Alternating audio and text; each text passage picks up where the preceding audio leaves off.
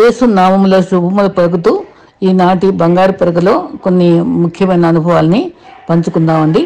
అయితే దేవుడు ఏ ఏ విషయాల్లో మనకి సహాయపడతాడు అనేది చూసుకుంటే, మరి క్షామకాలమందు, కష్టకాలమందు, శ్రమకాలమందు, ఆపత్కాలమందు మనకి ఎప్పుడు దగ్గరగానే ఉంటాడు. ఏ విధంగా అంటే కుటుంబాలని కట్టుకోవడానికి సహాయం చేస్తాడు, యథార్థమైన మార్గంలో నడవటానికి సహాయం చేస్తారు, ఉద్యోగంలో వ్యాపారంలో కష్టపడి పనిచేయడానికి సహాయం చేస్తారు, పాపంలో పడకుండా పరిశుద్ధంగా జీవించడానికి సహాయం చేస్తారు, మరి దేవుని యొక్క పని చేయడానికి కూడా సహాయం చేస్తారు, మంచిగా ప్రార్థన చేయడానికి సహాయం చేస్తారు, సైతాన్ని ఎదిరించి గెలవటానికి సహాయం చేస్తాడు, విశ్వాసం కలిగి జీవించడానికి సహాయం చేస్తాడు. కాబట్టి ఈ సహాయాల్ని పరిశుద్ధాత్మ ద్వారా ఆయన శక్తితో మనం పొందుకుందాం. తర్వాత మనుషులు దగ్గరగా ఉంటే వారి లోపాలు మనకు తెలుస్తాయి, కానీ దేవునికి దగ్గరగా ఉంటే మన లోపాలు ఆయనకు తెలిసిపోతాయటండి. అందుకని ఆయన దగ్గరగా ఉండి మన లోపాలు తెలుసుకొని సరి చేసుకోవడం చాలా అవసరం. బైబిల్ని మరి భక్సింగ్ గారు చెప్పిన మాట ఏంటంటే, నెమ్మదిగాను క్రమముగాను మోకాళ్ళ మీద చదువుతున్న ద్వారా అనేక ఆశీర్వాదాలు పొందుతాము. బైబిల్ చదవబోనప్పుడు కూడా, దేవా నా అవసరం ఏంటో నాకు మాట్లాడు అని తప్పకుండా అడిగి ప్రార్థించాలంటండి. తర్వాత దేవుని ప్రేమట సముద్రం వంటిది, దాన్ని ప్రారంభించి చూడవచ్చు కానీ దాని ముగింపును చూడలేమట. స్పర్జన్ ఏమన్నారంటే, దేవుని విడిచి నాశనం అవడానికి మొదటి కారణము 10కి 9 సార్లు వ్యక్తిగత ప్రార్థన నిర్లక్ష్యం చేయడం. కాబట్టి ఈ లెంట్ రోజుల్లో మరి వ్యక్తిగత ప్రార్థనలో మనం తీవ్రంగా ఉండటానికి సహాయపడుతుంది. వ్యక్తిగత ప్రార్థనను గుర్తుంచుకుందాం. Too much thinking makes you more stressed, అంటే తను మనకి ఒత్తిడికి గురి చేస్తాడండి టూ మచ్గా ఆలోచిస్తే. But too much prayer makes you more blessed. ఎక్కువ ప్రార్థన చేస్తే ఎక్కువ బ్లెస్సింగ్స్ని పొందుకుంటాం. మన యోగ్యులమని దేవుడు మనల్ని ఏర్పరచుకోలేదు, కానీ మనల్ని ఎన్నుకోవడం ద్వారా ఆయన మనల్ని యోగ్యులుగా చేశాడు. మనల్ని ఎన్నుకొని మనల్ని యోగ్యులుగా చేసింది మనం గుర్తుపెట్టుకుందాం. మనం చేసే సేవ చిన్నదా పెద్దదా అనే ముఖ్యం కాదు, కానీ దేవుని అగ్ని పరీక్షలో నిలుస్తుందా లేదా అనేది చాలా ముఖ్యం. మరి ఒక సామాన్య విశ్వాసి ప్రార్థన చేస్తే అసాధ్యం అనుకున్న కార్యాలు కూడా సాధ్యమవుతాయి. ఎందుకంటే ప్రార్థన చేసే వ్యక్తి సామాన్యుడే, కానీ ఆ ప్రార్థన ఆలకించే వ్యక్తి మన ప్రభు మాత్రం సామాన్యుడే మాత్రము కాదు. అది గుర్తుపెట్టుకుందాం. అయితే మరి ఎట్లాగా లెంట్ రోజులో ఉన్నాం కాబట్టి సిలువ విలువ మనం తెలుసుకుందాము. నిలువు కర్ర అడ్డుకర్ర కొయ్య కాదు, ఇది ఎంతో చక్కని అర్థం వచ్చేది ఏంటంటే సిలువ శక్తి గలది. నశించు వారికి వెరితనము, కానీ రక్షించబడు వారికి దేవుని శక్తి, మహత్తర శక్తి. దీని ఒక భక్తుడు ఏమన్నారంటే, దేవుని వాక్య శక్తి, పరిశుద్ధాత్మ శక్తి, ప్రేమ శక్తి, ప్రార్థనా శక్తి, పునరుద్ధాన శక్తి, సిలువ శక్తి, సువార్త శక్తి. ఇన్ని శక్తులండి. మరి గ్రీక్ దేశస్తులకి అర్థం కాదేమో, కానీ దేవుని సువార్త అది శక్తి గలది, దాని సిలువ శక్తి గలది. అయితే సిలువ ఫస్ట్ విలువ సిలువ మనకు సమాధానం కలిగిస్తుంది. ద్వేషాన్ని పరిహరించి దేవునితో సమాధానపరిచి మనిషికి దేవునికి సమాధానపరచడానికి సిలువ చాలా విలువైనటువంటి సాధన. ఇక్కడ సిలువ మరి దేవునికి మానవునికి సమాధానం కలిగించేది. ఆ నిలువు కర్ర అయితే అడ్డుకర్ర మనిషికి సమాధానం కలిగిస్తుంది. కొందరు సొంత కార్యాల ద్వారా సమాధానం మంచిగా బతకాలి, సంతోషపడాలి అని, పుణ్యం జరుగుతుందని, మోక్షం వస్తుందని చేస్తారు కాదండి. అది సరైనది కాదు. దేవునితోటి మనుషులతో మనకి దేవునితో ముందు సమాధానం కావాలి. సమాధాన పరిచర్య సిలువ ద్వారానే మనకు లభిస్తుంది. మరి ఇంకో గొప్ప సత్యం ఏంటంటే, ఫిలిప్పీ 2వ అధ్యాయము 6 నుంచి 8 వరకును మరణం పొందినంతగా విధేయత చూపించి మరి దాసుని స్వరూపమైన దాంట్లో 7 మెట్లు ఉన్నాయి. ఫస్ట్ది మనుషుడు పోలికగా జన్మించాడు.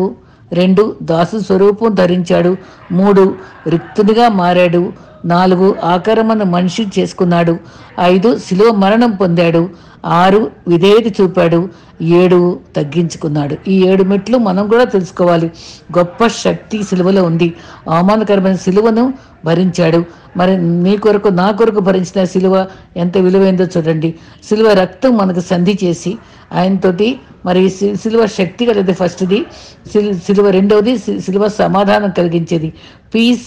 మరి తర్వాత మరి మరణము అనుభవంలో సిలువ ద్వారా మరణము మనకు నిత్య జీవాన్ని ఇచ్చేదిగా ఉంది. కాబట్టి మరణము, సిలువ ద్వారా మరణము, నిత్య జీవం మనం పొందుకుంటున్నాం. తర్వాతది అది సంధి చేసేది అంటే ఇద్దరికి మధ్య సఖ్యత కుదిరించేది అనమాట. అది ఆ అనుభవాన్ని సిలువ ఇస్తుంది మనకి. అయితే మరి హెబ్రీ 12:2 ప్రతి భారము విడిచిపెట్టి యేసు వైపు చూచుచు ఓపిగ్గా పరిగెత్తి సిలువ సహించేదండి. సిలువ మూడవదిగా సహించేది, రికన్సిలేట్ చేసేది, మరి శాంతి ఇచ్చేది, మరి మరణం ద్వారా నిత్యజీవం ఇచ్చేది, ఎండ్యూరెన్స్ సహించేది. తర్వాత చివరిగా కొలస్సీ 2:15 అపరాధం చేత చచ్చిపోయిన అనుభవంలో నుంచి సిలువ చేత జయోత్సాహంతో మనల్ని విక్టోరియస్గా నుంచి నిలిపాడండి. అది సిలువ ద్వారా మనము శుభప్రదమైన నిరీక్షణ ఇచ్చాడు, సిలువ ద్వారా నీతిమంతులుగా తీర్చాడు, తర్వాత విజయాన్ని ఇచ్చాడు. ఇటువంటి గొప్ప విలువలు కలిగినటువంటి అనుభవాలు గల సిలువను మనము ఈ లెంట్ డేస్లో అనుభవించాలని ఇది దినాన్న ముఖ్యంగా ముందుగా ఈ మాట చెప్పి అసలైన టాపిక్ వద్దాం. దేవుడు సంపన్నుడు. దేంట్లో సంపన్నుడు అనేది మనం గమనిద్దాం. యోబు 9:4 మొదటిగా ఆయన మహావివేకి, ఆయన అధిక బల సంపన్నుడు, తర్వాత సత్య సంపన్నుడు అనే మాట కూడా మనం చూస్తాం. ఆయన సంపన్నుల జాబితాలో 750 కోట్లలో ఎంతో మంది జెఫ్ డిసోజా అనే ఆయన $177 మిలియన్ ఉన్నాయటండి. ఇంకొక ఎలాన్ మాస్క్ అనే ఆయన ఎంతో గొప్పడు, తర్వాత బిల్ గేట్స్ గొప్పోడే, ముఖేష్ అంబానీ మనవడు కూడా 10వ స్థానం ఉన్నాడట. ఇంత గొప్పోళ్ళు ఉంటే వాళ్ళ సంపన్నులు అవ్వచ్చేమో కానీ క్రీస్తు మహావివేకి, అధిక బల సంపన్నుడు. మన దేవుడు అందరిని మించిన సంపదలు ఆయన చేతుల్లో ఉన్నాయి, అన్ని సంపదలు ఆయన చేతుల్లో ఉన్నాయి. తర్వాత ఎలియాన్ అని అంటే అన్నిట్లో అది కూడా అర్థం అటండి. మరి ఇక యోబులో చక్కటి మాటను మనం చూస్తున్నాం. తర్వాత సత్య సంపన్నుడు అనే మాటలో యెషయా 16:5 కృప వలన సింహాసనం స్థాపించబడును, సత్య సంపన్నుడు దాని మీద కూర్చుండి తీర్పు తీర్చుతూ ఉంటాడు.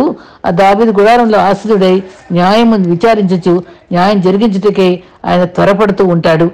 తీవ్రించదంటే త్వరపడటం. మనం ఆరాధించే దేవుడు సత్య సంపన్నుడు. నేనే మార్గము సత్యము జీవము అన్న దేవుడు మన సత్యంలో స్థిరపరుస్తాడు. మనని అబద్ధికుడు కాదు, మరి సత్యం ఎప్పటికైనా నిలబడుతుంది. కైలాస్ చంద్ర చటర్జీ అసలు నిజమైన సత్యం ఏంటి, సత్యదేవుడు ఎవరైనా అన్వేషిస్తూ ఎన్నో పుస్తకాలు చదివి చివరికి క్రీస్తుని రక్షకుడు నమ్మిన తర్వాత తను ఎంతో ద్వేషించి వెలివేశారు. ఎంతోమంది దేవుని యొక్క బిడ్డలు, మరి భక్తి సింగ్ గారే కానీ, తర్వాత పురుషోత్తం చౌదరి కానీ ఎంత భయంకరమైన శ్రమలు పడ్డారో మనకు తెలుసు. మరి మనమైతే సుఖానుభవంలో ఉన్నాం కానీ తెలియట్లేదు. కానీ హిందువులు క్రైస్తవులు నమ్మిన ఇంట్లో తరివేయబడుతున్నారు, ఎన్నో బాధలు పడుతున్నారు. మరి వాళ్ళందరూ క్రీస్తు కొరకు ఎంత ఓర్పుతో సత్యమైన దేవుణ్ణి ఆశ్రయించారు. మరి అటువంటి సత్య దేవుణ్ణి సంపన్నుడు సత్యంలో, అది గమనించుకుందాం. మరి ఈ రకంగా మరి దేవుడు అబద్ధమాడినారడు ఏర్పరచుకున్న వారికి నిత్య జీవం గురించి నిరీక్షణతో కూడిన ఆధారమగు సత్య విషయమై అనుభవ జ్ఞానం నిమిత్తము దేవుని దాసుడునని పౌలు ఎంత చక్కగా చెప్పుకున్నాడు చూడండి. నిత్య జీవం ఆయనలో ఉంది. ఆయన మన ప్రార్థన, మన భక్తి, మరి అంత్య దినం కొరకు మనం నిరీక్షణతో నిత్య జీవం పొందడానికి మనం సత్యమైన దేవుని మనం ఆశ్రయించడం, మన తపన, ధ్యాస, శ్వాస అంతా అబద్ధమాడనేరని దేవుని వైపే, సత్యం వైపు మనం చూసుకోవాలి. మరి అన్ని రాజీపడే పరిస్థితులు వచ్చినా అబద్ధం ఆడకూడదు. సత్యాన్ని అన్వేషించే సంపన్నుని ఆశ్రయించాలని మనం నేర్చుకుందామండి. సాలికుడు కూడా మరి నెమ్మదిగా అది చుట్టేసుకొని అది చివరికి మనకి సైతాను ఇనుపు సెక్కల్లోకి తీసుకొస్తుందండి. కాబట్టి మనం చాలా ఇది సత్యాన్ని the higher God, no higher God than truth అని మరి గాంధీ కూడా అన్నాడు. అంటే అన్నాడు కానీ సత్యమే భగవంతుడు అంతే మనకు ముఖ్యం కాదు కానండి. సత్య దేవుని సత్యమైన దాన్ని గౌరవించారనేది మనకు గుర్తు. అయితే వాల్టర్ అని ఆయన ఒక నాస్తికుడు, 100 ఏళ్లలో బైబిల్ లేకుండా చేస్తా, బైబిల్ నామరూపాలు లేకుండా జరిగిపోద్ది, నా పుస్తకాలు మిగులుతాయి అన్నాడట. ఆయన చనిపోయేటప్పుడు దుఃఖంతో ఏడ్చి చనిపోయాడు. ఆ తర్వాత తన 50 ఏళ్లకే చనిపోయిన 50 సంవత్సరాలకే ఆయన గృహము జెనీవా బైబిల్ సొసైటీ వారితో బైబిల్ ప్రింట్ చేసే స్థానంగా మారిందంటండి. అటువంటి మనుషుల్ని దేవుని సేవ కొరకు వాడబడే పరిస్థితిగా దేవుడు కాపాడుకున్నాడు. యోబు 34:17 రెండవదిగా మరి సంపన్నుడు అనే మాటకి న్యాయ సంపన్నుడు అనే మాటని గమనించుకుందాం. యోబు 34:17 సత్య సంపన్నుడు ఫస్ట్గా, రెండవది న్యాయ సంపన్నుడు. న్యాయమును ద్వేషించేవాడు ఈ లోకంలో ఉంటాడా? న్యాయ సంపన్నుడు వాని మీద నేరం మోపుదువా అని ఎలుగు అనే యోబు ఫ్రెండ్ అంటాడండి. అది గాడ్ ఆఫ్ జస్టిస్. రెండవదిగా దేవుడు మనకి న్యాయ సంపన్నుడు. మరి ఇద్దరు బ్రదర్స్ అటండి 34 ఏళ్ళు అన్యాయంగా జైలు శిక్ష పడ్డాక మీకేం తప్పు లేదని అప్పుడు విడుదల చేసేటప్పటికీ వాళ్ళు సూ చేసి వాళ్ళ అధికారుల మీద వీళ్ళు కేసేసి గెలిచారటండి. న్యాయమేనండి ఎప్పటికైనా. చివరికి అది న్యాయమే నిలబడింది. వాళ్ళు సిగ్గుపడ్డారు. అయితే యోసేపు అన్నలు అందరూ కూడా మరి వాళ్ళు ఎంతో గోతులో పడేసి అన్యాయం చేశారు. కానీ దేవుడు న్యాయం చేసి గొప్ప స్థితికి తీసుకుని వచ్చాడు కదా. మరి న్యాయం తీర్చే దేవుడు ఉన్నాడు. స్టంబ్లింగ్ బ్లాక్స్ అన్ని కూడా స్టెప్పింగ్ స్టోన్స్ అవుతాయి. ఒక వ్యక్తి అటండి బొగ్గు గనిలో పనిచేస్తూ ఎప్పుడు ప్రార్థన చేసుకుంటే ఆ తోటి వారందరూ ప్రార్థన చేసేవాడు వచ్చాడురా అని ఎగతాళి చేసేవాళ్ళట. ప్రత్యేకంగా అన్నం తినేవాడట వాళ్ళతో కలిసి కాకుండా. ఒకసారి అన్నం తెచ్చుకొని ఒక మూల పెట్టుకుని వీళ్ళందరూ తినేసేసి మళ్ళీ పనిలోకి వెళ్ళిపోతే ఆ అన్నం తిందామని తీసుకునేటప్పటికి కుక్క వచ్చి ఆ టిఫిన్ క్యారియర్ని లాక్కెళ్ళిపోతుందంట. అయ్యయ్యో కుక్క తరిమి కొడదామని చాలా దూరం పరిగెత్తిందట. ఎంతో ఊరుపుతో పరిగెత్తుంటే అందరూ నవ్వుకున్నారట. కాసేపటికల్లా గనిలో అదేదో పేదడు అది వల్ల అది గని కూలిపోయి అందరూ చచ్చిపోయారటండి. తను అద్వేషించిన వాళ్ళందరూ ఈ కుక్క వల్ల బయటికి రాబట్టి ఆలస్యం అవ్వబట్టి ఆయన ఒక్కడే బతికాడటండి. ప్రభు అవమానించే వాళ్ళకి న్యాయం తీరుస్తాడండి. దేవుడు న్యాయవంతుడు. కొన్నిసార్లు మనకి అన్యాయంగా తోచొచ్చు, ఆలస్యాలు అవ్వచ్చు. కొన్ని వెంటనే జవాబు వస్తాయి, కొన్ని ఆలస్యంగా జవాబు వస్తాయి, కొన్నిటికి కనిపెట్టే పరిస్థితులు వస్తాయి. కానీ ఆయన మనకి క్షేమకరమైనది ఇస్తాడని నమ్ముకుని ఓర్పుతో ఉండటం మన కర్తవ్యం. అయితే యెషయా 40:10 మూడవదిగా ఆయన మొదటిది సత్య సంపన్నుడు, రెండవది న్యాయ సంపన్నుడు, మూడవదిగా ఇదిగో తన బాహువే ప్రభువకు యెహోవా తానే శక్తి సంపన్నుడు. ఆ మాట చూసారా, ఎంత మంచి మాట. శక్తి సంపన్నుడై మరి బహుమానం ఆయన దగ్గర ఉంది. ఆయన చేయి ప్రతీకారం మనం ముందు నడుస్తుంది. మనకు న్యాయం తీర్చే దేవుడు, తర్వాత శక్తి సంపన్నుడై మనకు ప్రతీకారం చేసే దేవుడు అని మనం గుర్తుంచుకోవాలి. అయితే శక్తి సంపన్నుడు బహుమానము మరి నిత్య జీవం కావాలా, నిత్య శిక్ష కావాలా, మన నిర్ణయం మన దగ్గరే ఉంది. రక్షణ కావాలా, శిక్ష కావాలా, మనం ఏది నిర్ణయించుకోవాలి. మరండి యెషయా 66 అధ్యాయాల్లో 39 ఒక భాగము, మిగిలిన 27 ఒక భాగం. అదేంటి? 39 ఓల్డ్ టెస్టిమెంట్ బుక్స్ ఉన్నాయి, 27 న్యూ టెస్టిమెంట్ బుక్స్ ఉన్నాయి. దాని తగ్గట్టుగానే 39 అధ్యాయాలు ఉన్నటండి ప్రవచనాలు ఉన్నాయటండి. తర్వాత 40వ అధ్యాయం నుంచి వాగ్దానాలు ఉన్నాయి. వాగ్దానాలు ఎలా ఉన్నాయి? న్యూ టెస్టిమెంట్ లాగానే క్రీస్తు గురించి, మరి యోహాన్ గురించి మత్తయిలో చెప్పబడిన ఆరంభించినట్టుగా దాని యొక్క ప్రవచనాలు ఉన్నాయటండి. వాగ్దానాలు 45 నుంచి.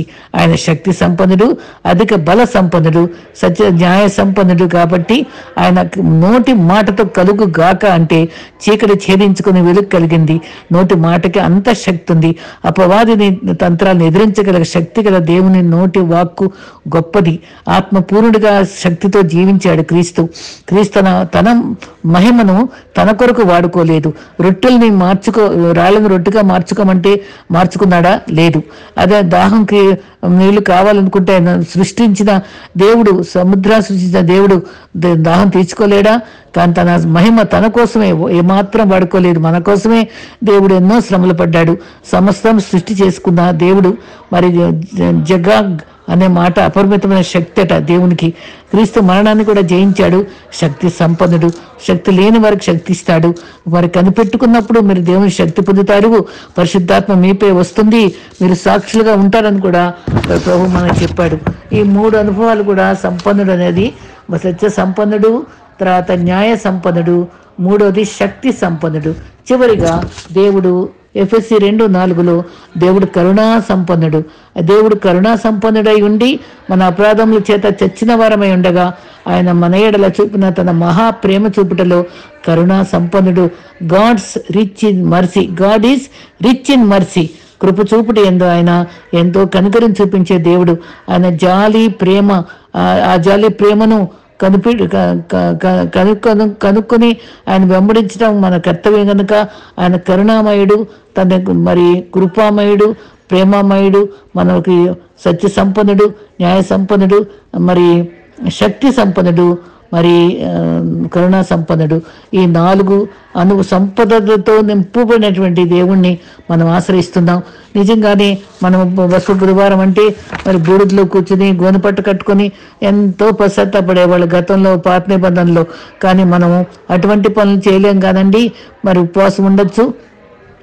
మనం ఎజ్రా నేమ్యా అందరి పాపాలు ఒప్పుకుని మరి ఒక్క వ్యక్తి వల్ల మన కుటుంబంలో శాపాలు తరతరాలుగా రాకుండా మన జీవితాలను సరిచేసుకుంటూ పవిత్రమైన జీవితం జీవించి మన 1000 తరాలకు ఆశీర్వాదం పొందే రీతిగా మనం పరిశుద్ధ జీవితం జీవించడానికి ఇటువంటి గొప్ప దేవుణ్ణి, సత్య సంపన్నుణ్ణి, మరి న్యాయ సంపన్నుణ్ణి తర్వాత మరి శక్తి సంపన్నుడు తర్వాత కరుణా సంపన్నుడిని మనం ఆశ్రయిద్దాం. ప్రభు కృపలో ఎదగటానికి మనం చూద్దామండి. లెంటిస్ కాలంలో మనం ప్రభు శిలువ మీద ఆధారపడి శిలువ శక్తిలో ఉన్నటువంటి విలువలు మనం గుర్తుంచుకుందాం. శిలువలో ఎన్ని విలువలు ఉన్నాయో ఇందాకే చెప్పుకుందాం. అవన్నిటిని బట్టి మనం పవిత్రమైన జీవితం శిలువ శక్తి ద్వారానే పొందగలం గనుక, నిత్య జీవం పొందడానికి వారసులు అవ్వాలంటే శిలువ అవసరం గనుక శిలువను ఆశ్రయిద్దాం. శిలువ ధ్యానాల ద్వారా అధిక మేలు పొంది ప్రభుకు దగ్గరై సన్నిహితులమై ఎక్కువ ఆరాధనకు పాత్రులమై మన నోటి నిండా మనం స్తుతులతోనూ ఆరాధనతోనూ మరి పశ్చాత్తాపంతోనూ విజ్ఞాపనతోనూ ప్రభుని చేరి గొప్ప దీవెనలు పొందుకుని ఆత్మ వరాలతో నింపబడిన వారమై క్రీస్తు కొరకు వాడబడదాం. క్రీస్తుకు సాక్షులుగా జీవిద్దాం. అట్టి కృప మనందరికీ దేవుడిచ్చుగాక. ఆమేన్.